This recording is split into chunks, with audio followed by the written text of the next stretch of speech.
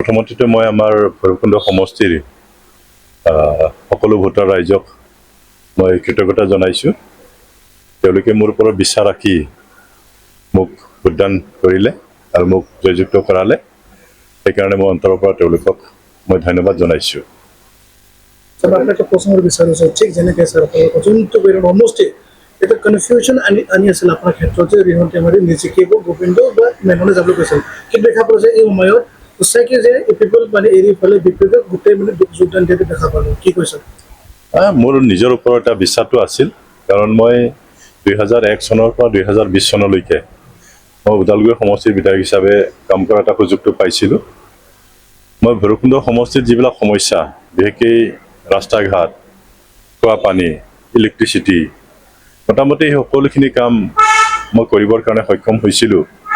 আৰু সেইকাৰণে অঞ্চলটোৰ ৰাইজে মোৰ ওপৰত সম্পূৰ্ণ বিশ্বাস আছিল যে এজন দক্ষতা থকা ব্যক্তি হয়, আমাৰ সমস্যাবিলাক তেখেতে সমাধান কৰি দিছে। আৰু মোক বাদ দি তেওঁলোকে কেতিয়াও বেলেগক ভোট নিদিব। টকা পইচা যথেষ্ট খৰচ কৰিছে UPPL আৰু BJP দলে। মানুহবিলাকক কিনিব চেষ্টা কৰিছিল তেওঁলোকে, কিন্তু তেওঁলোকৰ টকা পইচাটো কাম নিদিলে। তেওঁলোকে ৰাইজে জানে, আৰু ৰাইজৰ একচুৱেলি সমস্যাটোহে ডাঙৰ কথা। গতিকে সমস্যা সমাধান হ'ব লাগিলে এজন কাম কৰা ব্যক্তি লাগিব, আৰু সেইকাৰণে তেওঁলোকে মোকে প্ৰথম চইচ হিচাপে তেওঁলোকে ল'লে। সেইকাৰণে মোক তেওঁলোকে ভোটদান কৰিলে।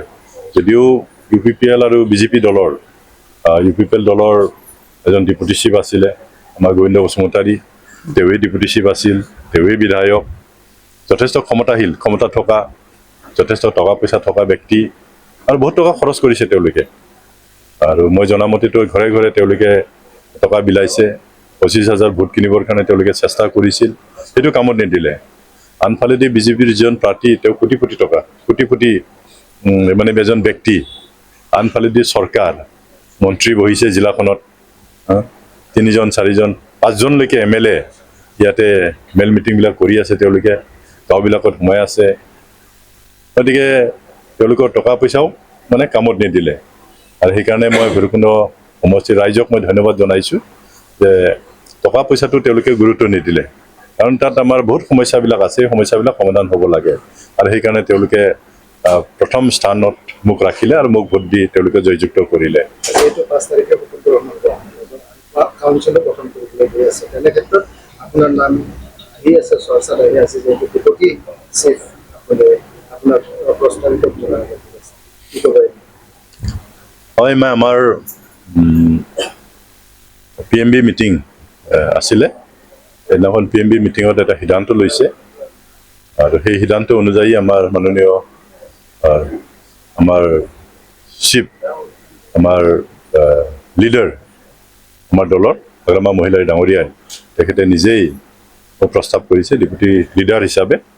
আৰু যিহেতু ডেপুটি লিডাৰ মোক বাছনি কৰিছে, সেইটো নিয়ম অনুযায়ী মই চৰকাৰ গঠন কৰিলে ডেপুটি চিফটো তেখেতে মোক দিম বুলি ইতিমধ্যে কৈছে।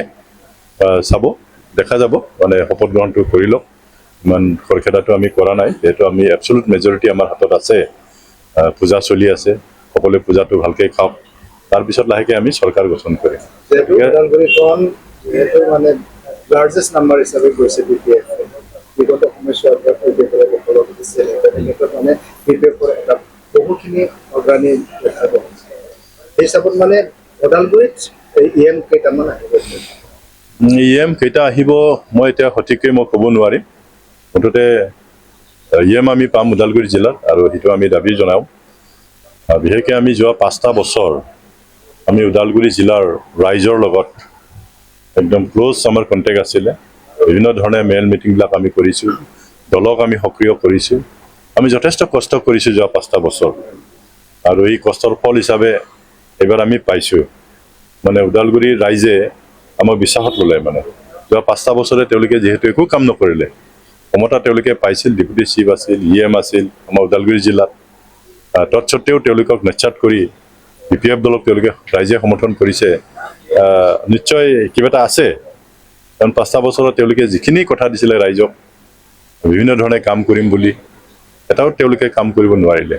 আৰু সেই নোৱাৰাৰ ফলত যোৱা 22 তাৰিখৰ যিটো নিৰ্বাচন সেই নিৰ্বাচনত UPPL দলক তেওঁলোকে প্ৰত্যুত্তৰ জনালে আপুনি এইটো দিনত ষ্ট্ৰংলি ডিপুটি চিফ যদি হয় আপুনি কেনেকুৱা কাম কৰিব স্যাৰ বিটিআৰ কাৰণে অঞ্চল বা আমাৰ পৌৰ সমষ্টিৰ কাৰণে হয় বিশেষভাৱে মই যদি ডিপুটি চিফটো পাওঁ মই অকল ভৈৰৱকুণ্ড সমষ্টি বুলি নহয় এণ্টাৰ BTC অঞ্চলটোত আমাৰ যিবিলাক মেজৰ সমস্যাবিলাক আছে সেই সমস্যাবিলাক সমাধান কৰিবৰ কাৰণে আমি চেষ্টা কৰিম কেন্দ্ৰীয় চৰকাৰৰ পৰা হওক ৰাজ্য চৰকাৰৰ পৰা হওক যথেষ্ট আমি পুঁজি আনিব লাগিব কাৰণ পুঁজি অবিহনে কোনো উন্নয়নমূলক কাম আমি কৰিব নোৱাৰোঁ সেইকাৰণে ৰাজ্য চৰকাৰ কেন্দ্ৰীয় চৰকাৰৰ লগত ভাল সম্পৰ্ক ৰাখি পেলাই আমি BTC উন্নয়নৰ স্বাৰ্থত আমি কাম কৰিব লাগিব ইয়াত বিভিন্ন জাতি জনগোষ্ঠী আছে এই বিভিন্ন জাতি জনগোষ্ঠীৰ লোকসকলক লৈ পেলাই আমি বিচাৰত লৈ পেলাই আমি কাম কৰিব লাগিব আমি যাতে ইয়াত পাৰ্মানেণ্ট এটা শান্তিটো যাতে স্থাপন কৰিব পাৰোঁ গোটেই BTC অঞ্চলত আমাৰ বহুত সমস্যা আছে বিশেষভাৱে এতিয়াও কেইটামান ডাঙৰ ডাঙৰ দলং কৰিব লাগিব আৰু গৰাখহনীয়া যিহেতু ভূটান আৰু অৰুণাচলৰ পৰা খৰস্ৰোতা নদী আছে বহুত নদী গৰাখহনীয়া বহুত আছে এইবিলাকৰো সমস্যা সমাধান কৰিব লাগিব বিভিন্ন ধৰণৰ আন্তঃগাঁথনি আমি নিৰ্মাণ কৰিব লাগিব এইবিলাক ইস্যু লৈয়ে আমি আগবাঢ়িছোঁ আৰু মেজৰ সমস্যাটো হ'ল আমাৰ গোটেই BTC অঞ্চলত মাটি বাৰীৰ সমস্যাটো আছে এতিয়া ৰাইজে এইটোৱেই বিচাৰিছে মাটি বাৰীৰ সমস্যাটো একদম সমাধান হ'ব লাগে আৰু ইতিমধ্যে আমি BPF দল হিচাপে সেইটো সিদ্ধান্ত লৈছোঁ আমাৰ দলীয় সভাতে সিদ্ধান্ত লৈছোঁ যে চৰকাৰ যদি আমি কৰিব পাৰোঁ তেতিয়াহ'লে মাটি বাৰীৰ সমস্যা মানে মানুহবিলাকক ৰাইজক আমি ম্যাদী পাট্টা কৰি দিয়া সেই কথাবিলাক আমি ইতিমধ্যে আমাৰ নিৰ্বাচনী ইস্তাহাৰতো এইটো ইতিমধ্যে আমি প্ৰকাশ কৰিছোঁ আৰু সেইমতে কাম কৰিবৰ কাৰণে আমি আগবাঢ়িম UPPL আৰু বিজেপি একজোট লৈ ক'ব লাগিব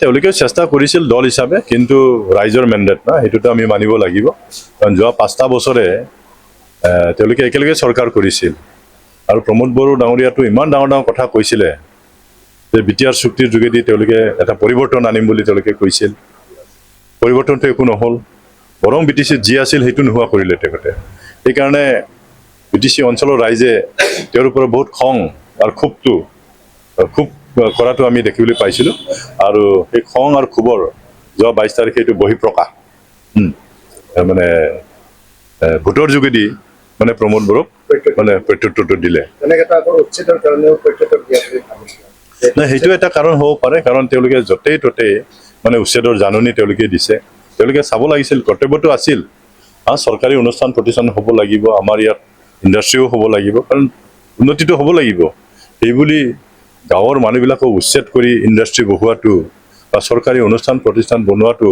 সেইটো কোনো ক্ষেত্ৰত যুক্তিসংগত নহয় আমি চাব লাগিব ক'ত খালী মাটি আছে ক'ত চৰকাৰী মাটি আছে সেইবিলাক আমি চাই চিতি আমি ইণ্ডাষ্ট্ৰী বনাব লাগিব বিভিন্ন আন্তঃগাঁথনি আমি নিৰ্মাণ কৰিব লাগিব তো তেওঁলোকে সেইবিলাক চিন্তা নকৰিলে যধে মধে তেওঁলোকে ইলেকশ্যন নটিচ দিলে সেইকাৰণে মানুহবিলাকে দুখ পাইছে স্যাৰ এটা লাস্ট প্ৰশ্ন কৰব বিচাৰো স্যার আপনি এটা 20 বছর পলিটিশিয়ান আছিলে আপনি 5 ইয়ার্স এটা ব্রেক পালে তো আপনার আকৌ আপনি মানে এই টার্মসটো পালে মানে কষ্টৰ ফলটো মিঠা হয় বুলি কয় আপনি পালে ঠিক এনেকৈ আপোনালোকে যদি আহি থকা 5 বছৰ পিছত যদি ইপিপিএল আকৌ আপোনালোকৰ অপোজিশ্যন পাৰ্টি সকলে ইলেকশ্যন খেলে আপুনি ভাবে নেকি যে আকৌ মানে BPF দলে যে ইপিপিএল পাব বুলি ভাবে নেকি পিছত এই সুযোগটো আমি নিদিম কাৰণ আমাৰ এইবাৰ আমি পৰিকল্পনা লৈছোঁ another 15 ইয়াৰ্ছৰ কাৰণে আমি চৰকাৰত থাকিম ক্ষমতা দখলত থাকিম আমি আৰু সেইকাৰণে আমাৰ এটা অভিজ্ঞতা হ'ল মোৰ নিজেই 20টা বছৰ যিহেতু MLA আছিলোঁ মই 10টা বছৰ মন্ত্ৰী আছিলোঁ এই কণ্টিনিউ পাৱাৰত থকাৰ কাৰণে আমাৰো মাজত কিছু ভুলটো হৈছিল যোৱা 5টা বছৰত আমাৰ এটা ডাঙৰ অভিজ্ঞতা হৈ গ'ল